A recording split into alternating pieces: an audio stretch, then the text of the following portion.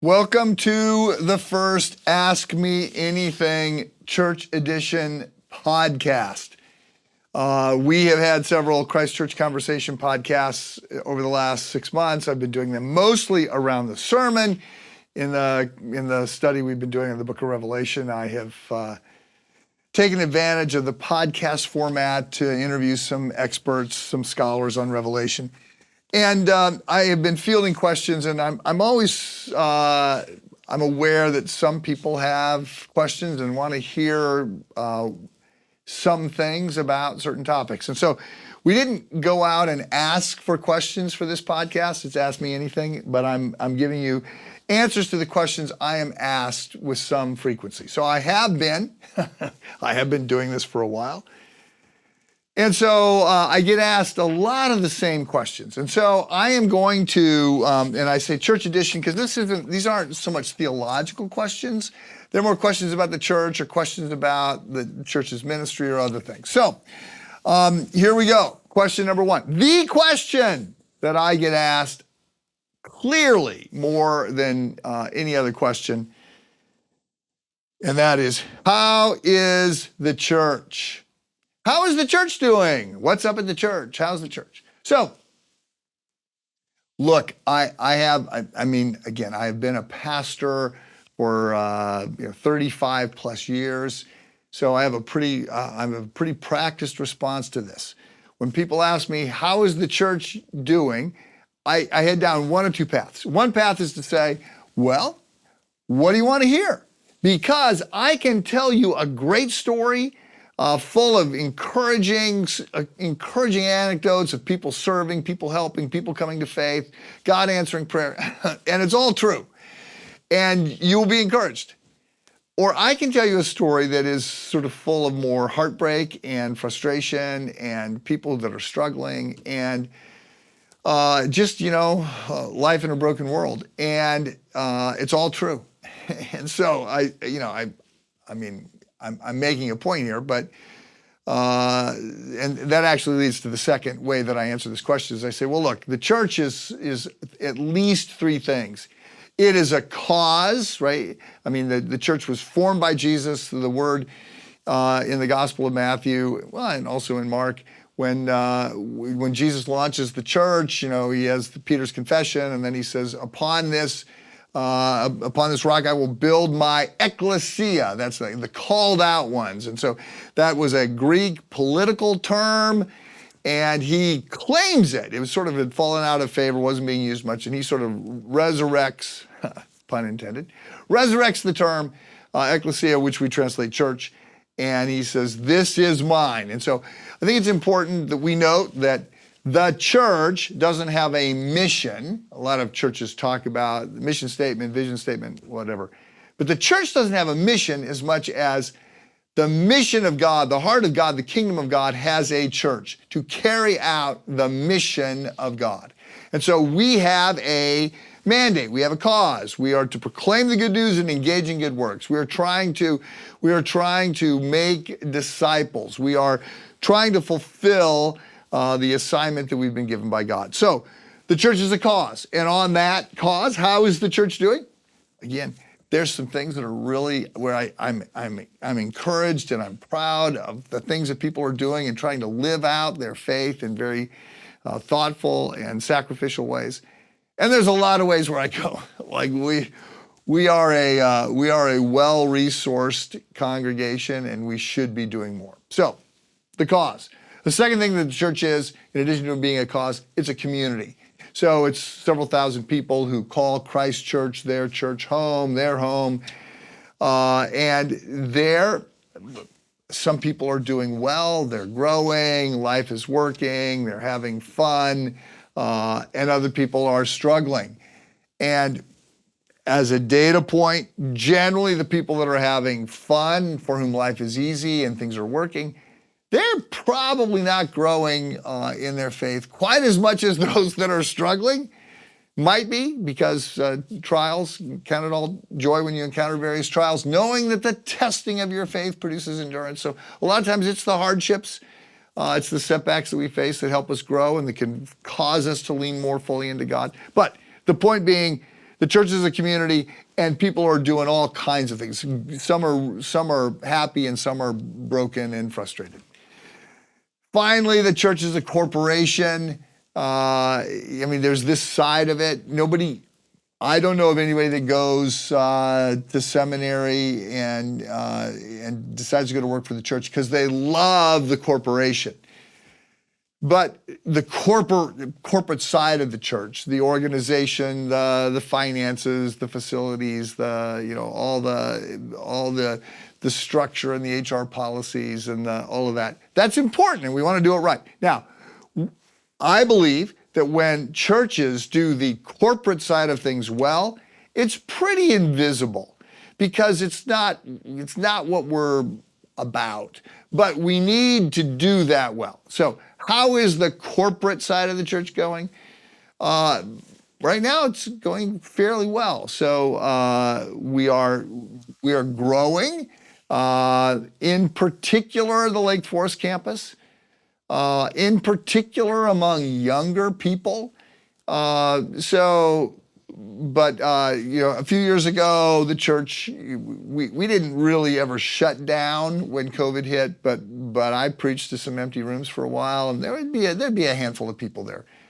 And then it started to grow. So we sort of had this big reset. And so for the couple years after that, you didn't know what to do with attendance. A couple years ago, we grew like 33%, and I said, yeah, that's not like the kind of growth, people coming to faith, growth that we work for. 2 years ago, I think we grew at 24%, and I said, yeah, this is starting to feel we still have got some COVID return, although it's not always the same people, but there's still this sense of people are coming back to church, and some of them are picking different churches. But that didn't feel like it was the right number. And then last year, we grew at like 15%, which felt like real, more serious growth, people wrestling with God, moving forward. And this year, this fiscal year, so we're not on a calendar year, but this fiscal year, the overall attendance, which we don't focus on too much, but we pay attention to. We've got to pay attention to it because we've got a plan around it. So it's still up low double digits. So the church is growing. And again, seeing more younger people, and this is sort of this is what we're hearing from other people as well, sort of across the U.S. There's a lot of Gen Z that are sort of returning to faith, especially young men. So that's been interesting. In terms of finances, our finances are doing pretty well. Thank you for that. Thank you for your generosity. So, we have a $6.5 million budget across all the campuses. It doesn't count some of the benevolence stuff that we do, St. James and other things. It doesn't count Renew, which I'll talk about in a minute. That's another $3.5–4 million this year. It doesn't count Lake Light, but we're in the black right now, and from time to time I mention if we're not in the black and ask people to think about that. So anyway, there's other sides to finance, and I'm very thankful for the people that serve in this, both on staff and the volunteers. The deacons in particular focus on facilities and finances and HR and legal and security. I mean, there's all these infrastructure kinds of things that we have a lot of people that work on across the 4 campuses and the 2 side ministries. So yes, so there's my long answer. You can tell I don't get invited to many parties because who wants to talk about that? But it is a question I get asked, so there you have it. Next question. What is coming after Revelation? So I am recording this in mid to late February, and we will be starting this Lent series this weekend, and we're calling it Holy Habits, and we're looking at the spiritual habits and disciplines, practices that we do in order to participate with the Spirit of God in seeing our heart transformed. After that, we'll return to Revelation. We'll do that through Easter, and then we're going to return to Revelation and finish that up. When that's done, I'm going to do a series on forgiveness, 6 weeks. And I'm excited about this, a little fearful, honestly. I have not, I've talked about forgiveness various times over the last 35 plus years, but I've not done the deeper dive. Along with the book of Revelation, along with the book of Romans, this has been one of the topics that I'm like, this needs to be done well. And I know that a lot of people are really, they have a very hard time thinking that they are expected to forgive people that have grievously hurt them. And so I'm excited about this because I think a lot of people get stuck here. And so we're working on that. That'll be a 6-week series. Then we'll be in the summer. We'll do a couple things there. And then coming back in the fall, the plan, and this is I'm a little bit out, racing out ahead of my headlights here. I had said it was going to be the book of Romans. And I very much want to do the book of Romans, and I've sort of been pushing that off a year. There's a few moving pieces, but a big part of what I hope to do, plan to do, is most of a year-long series on the story, looking at some of the 40 or 50 most important, pivotal, instructional passages of Scripture that help us build our worldview, help us understand the Bible. So this is sort of an overview of the Bible, and I think a lot of people don't have this. So it would be Genesis 1, creation, Genesis 3, fall, Genesis 12, the call of God to Abraham that sets things in progress. It would look at Exodus 20, probably Exodus 15 with the whole idea of freedom. It would look at Exodus 20 with the law being given. It would look at several passages, 2 Samuel. We'd look at the Davidic covenant. We'd look at how the Old Testament unfolds, look at some of the minor prophets. And then we'd go to the New Testament. We'd look at and line it up ideally.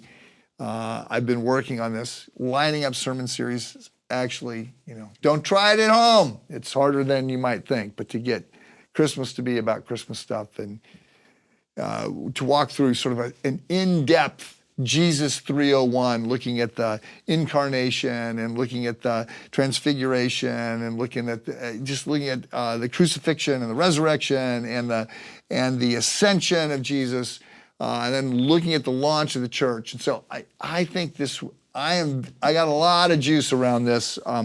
That's the plan. And then the following year, don't hold me to this again, but the following year then would be Romans. And so we would cover Romans in much the same kind of way that we just covered the book of Revelation. Question, when are you going to, and then it depends upon which email I'm reading, have some courage, take a stand, explain what's going on in the world. So on any given week, I hear from people who are distressed about various things. So most recently, and I have 2 emails I thought that I brought here. Here's another one. So most recently, in the last couple days, including this morning, I wrote one of these emails today. I had somebody write and ask about the situation in the Middle East and the plight of the Palestinians. And they said, when is the church? And sometimes that means Christ Church, sometimes that means me, sometimes that means a broader church, sometimes it means, I don't know, white evangelicalism. It depends upon who's writing, how I read this. But when is the church take a stand? I get a lot of this recently around Minneapolis. You hear it around just different topics. And so I think that, that's an important question, and it's a fair question. And I wrote to somebody and I said, first of all, I get emails asking me questions like this that are very thoughtful, very appropriate, and helpful. honestly. It's helpful for me to hear what people are thinking, and when they articulate a challenge to what I'm saying or not saying, that's helpful. So I wrote to somebody, I guess 5 days ago. Thank you. And my apologies for the delay in responding. It's been a combination of other issues, and the fact that a query of your type deserves a longer response than I can offer. I seem to be saying that a lot because these are complicated topics. But I've decided that saying something now is better than being perfect later. One, I hear your concerns. I do try to keep an eye on the news a bit more lately because I want to know what's going on and what people are dealing with. And as you know, there's a crazy amount of crazy out there. Two, as a rule, I do not weigh in when something is on the front page of the newspaper because it's on the front page. And at that point, very hard for me to have a voice that actually moves anybody. So what I might have is a voice that makes some people go, yes, and other people go, I knew you were whatever, you were a communist, or you were a fascist, or you were whatever you are. So I don't think the time, there could be exceptions to this, but I don't think the time for me to take a position on something, especially if it's a partisan issue. I'm very nervous about those. But time to take an issue on a topic if it's on the front page of the paper. I feel that the time to speak on a topic is when, one, it is in the biblical text that we're walking through, and two, it's not on the front page. Of course, by text I mean the Bible. The Bible makes both sides happy and mad. The left likes calls to justice but dislikes sexual ethics. The right likes calls to take responsibility but dislikes challenges to our societal systemic problems. Three, as you might imagine, on any given week, someone is frustrated that I'm not speaking out on something. At the moment, I'm hearing from people surprised and frustrated that I'm not weighing in on gun violence in Chicago, the debt, anti-Semitism, the killings in Nigeria, Trump's recent posting about the Obamas, and Minneapolis. A year ago, it was a lot more about the Middle East. A few years before that, I was hearing a lot more about border and trans issues. Four, I have been convening people to talk about contentious issues in quieter settings. I will often gather a number of people to have extended conversation over a dinner, or in some cases 2 or 3 dinners, in which I invite people saying that we are going to have challenging but civil conversations so we can learn about each other. And I want those people that are showing up, I say that the unity that the church has around Jesus needs to be greater than the divisions we share around a number of matters. Okay, well, that feels more like a kitchen sink than anything helpful, but I did want you to know that I did get your email, appreciate it, and gave serious consideration to it. Then today, another one. This was somebody who was frustrated about the plight of the Palestinians in Gaza and the West Bank. And they wanted to say it seems like any criticism that is offered against Israel is labeled to be anti-Semitism. So I said, thank you for your note. I share a number of your concerns. Let me start by saying, one, you're right. One can be concerned about the Palestinian suffering without being anti-Semitic. We should be able to say that clearly. Christians of all people should care about injustice wherever it occurs. Two, you're also right that some, perhaps many, American evangelicals speak about Israel in ways that are unqualified and or uncritical. That doesn't serve anyone well. Governments are run by fallen people. That certainly includes Israel's. Supporting a nation's right to exist and the rights of people who have been profoundly marginalized, as of course the Jews have been, to defend themselves is not the same thing as endorsing every policy of its leaders. At the same time, the situation is profoundly complicated, historically, politically, and theologically. The situation of the West Bank is layered with decades of war, terrorism, failed negotiations, corruption, regional power struggles, and lots of mistrust. Simple moral binaries don't survive contact with the facts on the ground. It's also worth noting that Israelis can and do criticize Netanyahu, as, by the way, the Old Testament prophets criticized Israel. It's worth noting that. But Israelis can and do criticize Netanyahu loudly and publicly, often in the streets, without disappearing. The same level of public dissent is far less common and often more dangerous in the West Bank and Gaza. My instinct is to defend Israel's right to exist and protect its citizens, refuse to excuse wrongdoing by anyone, care about Palestinian civilians, pray, and resist simple narratives. So, I hope that I am not failing you by refusing to take a position that is unpopular. I don't think that I have done that. Maybe I have. I have said numerous occasions. I have heard in my life, I think, 9 sermons on hell, and I've preached 7 of the 9. And I have, so my job is not to win homecoming king. That's not what I'm supposed to do. But I do work, and I think about what I'm going to speak about in light of a call to unify people around Jesus, even people who might not agree on a lot of other topics. Next question, what's happening at the church? So, again, what's going on at the church, where they want to sort of know how the church is doing. What's happening in the church? I've been talking a lot lately about Alpha. So we launched 3 Alpha groups this year, 1 among the youth, 1 at Crossroads, which is meeting at Milwaukee Taco, 40 people, I think, there, and then 1 at the Lake Forest campus on Tuesday nights. And we started with 100, and we're still 85, 90 people. So I am very encouraged by that. I do think Aslan's on the move. I think people who have not been thinking about issues of faith and about Jesus are doing that again. So seeing many people at the Alpha at Lake Forest. I will visit the Alpha at Crossroads in 2 weeks, I think. So I'm not sure who's there, but those of you who don't know, Alpha is this global ministry. Written up this week in The Economist. It's declared to be Great Britain's greatest export is Alpha. So it's a class designed to talk to people around dinner, to have conversations about life's most important questions from a decidedly Christian vantage point. So next question, how is Renew?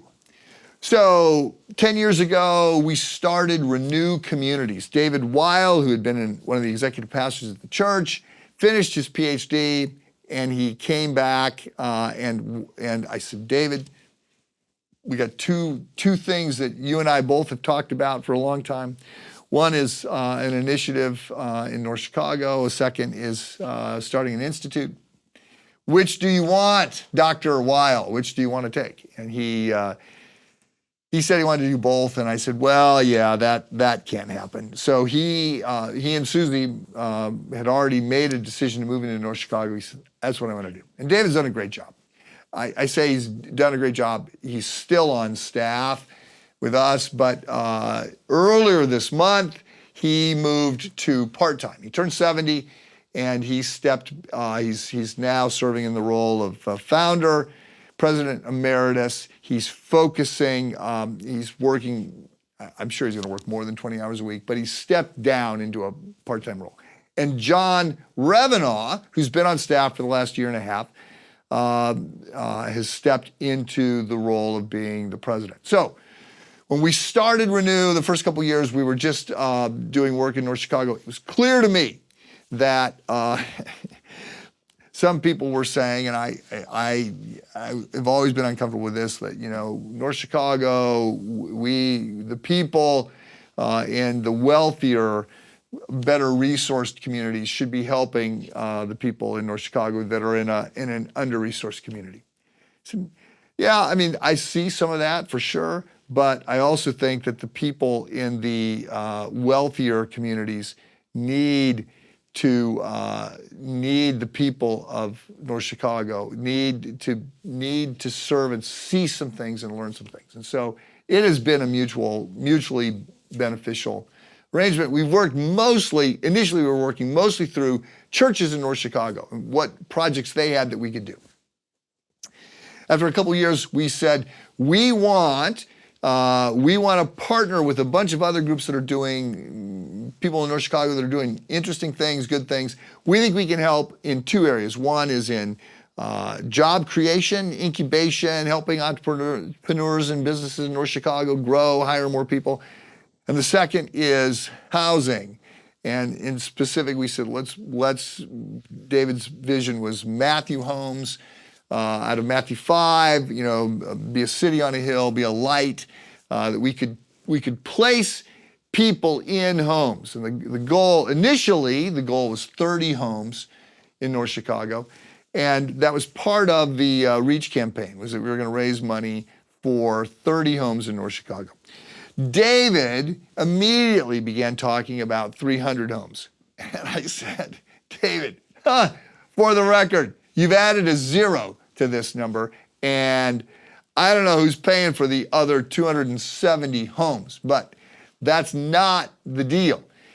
And he said, God has laid this on my heart, and God's behind this, and the number's 300. And I said, well then, great, because then the Lord will come up with the 270, the money for the next 270. So we started to build homes, and this was, this is now, 2010. I could be off on my numbers, probably am, but there was still a number of homes in North Chicago that had sort of become abandoned after the crash of 2007, 2008. So we bought our first home for $20,000. It was an abandoned home. We bought it for $20,000. We put $40,000 into it. And by the way, we raised $1 million as part of Step of Faith for this. So we raised $1 million. We put $40,000 in materials, and then we used volunteer labor for everything else. And so we're now into this home for $60,000. We sold it to a family. The goal was, 2 families per block that are missionally minded. They want to love their neighbors. They want to be, the hands and feet of God. And so we sold it to them for $80,000. It appraised at $120,000.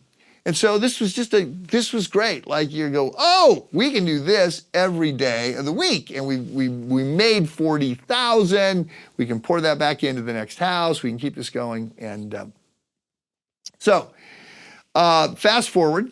So we have 37 completed homes at this point, and we have like 17 in early to advanced stages of completion. It takes us about a year after we buy a home to go through the permitting process and to get everything done. And so we have 37 Matthew families. And there's about, 15, 20 staff. It has a budget this year, will approach $4 million. And a couple years ago, the last time I saw, we had 1,000 different volunteers over the course of the year. This year, we expect to build 10 homes. So we're building about a home a month. We do both rehabs and new builds. The new builds are all the same home. I mean, we have one model home that we build, and the rehabs obviously are rehabs. And we're targeting helping people that are between 0.6 and 0.8 average median income. So that means that that's a financial metric, and it moves based on how many people are in the family and all of that. But basically, we're now building homes, a Matthew home, a new home. So the rehabs are various different prices. But the new builds, they cost us, it's now costing us to buy everything and build everything. And we're still using lots of volunteers. It costs us about $300,000. So the market has really changed. And it appraises at more than that. And so but we sell it at less than that. We sell it based on the financing that we're able to secure. So we don't carry the note. Habitat for Humanity, their model is that they carry the note, and we never felt comfortable with that. So we do carry a second note. We're not letting anybody, quickly flip a house and profit on that. That's not the mission. Our mission is not houses. It's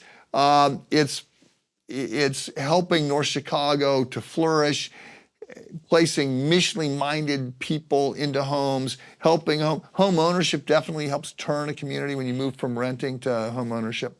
So it's a great program. If you've not been to a Matthew home opening, really, you are missing out. These are wonderful times. So it's a 20 to 30 minute ceremony that includes some brief talks by the mayor and aldermen and people that have worked on the homes, but then the homeowners, and there's we hand them a Bible, I pray for them, there's a ribbon cutting, we go inside and celebrate the house.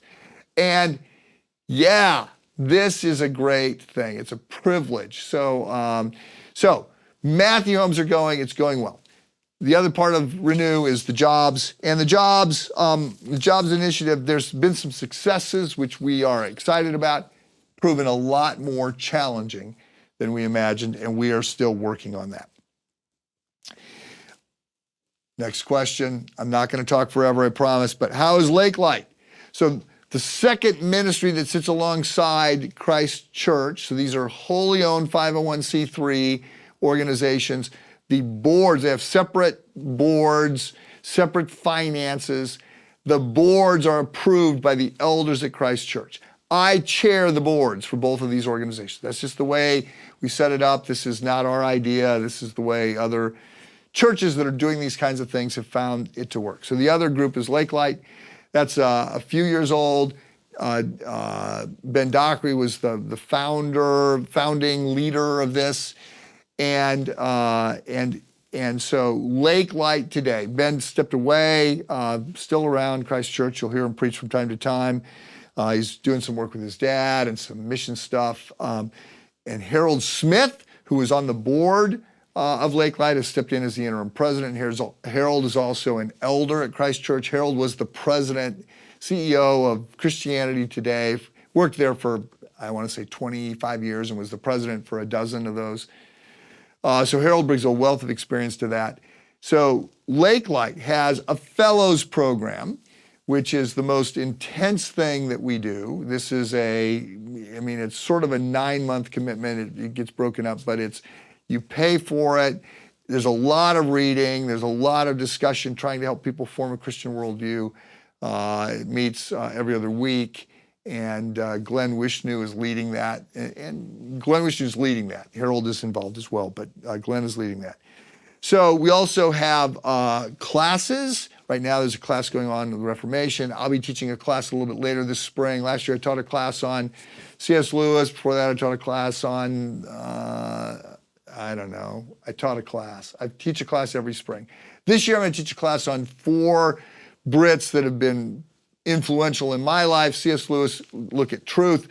J.R.R. Tolkien, his understanding and teaching on evil. Then G.K. Chesterton, who influenced both of them on wonder and joy, and then John Stott. And I will not do the lecture on Stott. We're going to have a Brit do that. We're going to have Dr. Josh Moody from College Church in Wheaton. So there'll be a class. There's tours. So we had a tour to Israel a few years ago, then did a tour of Oxford and Cambridge around C.S. Lewis. Last year did a tour of Istanbul, Nicaea in particular. It's sort of now a part of Istanbul. And this was for the 1700th anniversary of the Council of Nicaea. This next year we'll be doing a tour of Germany and Switzerland. It's a Reformation tour. So we have tours. We're looking at another tour of Israel, looking at a tour of Washington, D.C. So these are more learning trips, pilgrimages. I am doing a talk everything that I do here, but this talk, I've done one on C.S. Lewis in Atlanta, and Denver and Austin and Nashville and Seattle. So we're trying to export some of what Lake Light does. We have some publications, some resources, the Friday update that I put out every Friday, a couple books and booklets. And so Lake Light is moving forward. I am excited to be around with that. I could keep going, but I'm going to stop there. I am excited. By the way, I also get asked, when are you going to retire? And I say, that's not the plan. We're working on a 5-year plan. I intend to be here through the end of that 5-year plan, maybe the next one. I don't know. I don't make any promises. Obviously, I serve at the privilege of the congregation, and in particular at the elders. But that's our plan. Sherry and I, as we've talked about it, said, yeah, we don't see, that's not what we're looking at. So whether that's good news or bad news, I am never quite sure when somebody asks me, but that's the plan. So if you have questions, you can attend the annual meeting where we try and talk about some of these things. But I hope that's helpful. And appreciate and am humbled that you chose to listen to this podcast. Have a good day.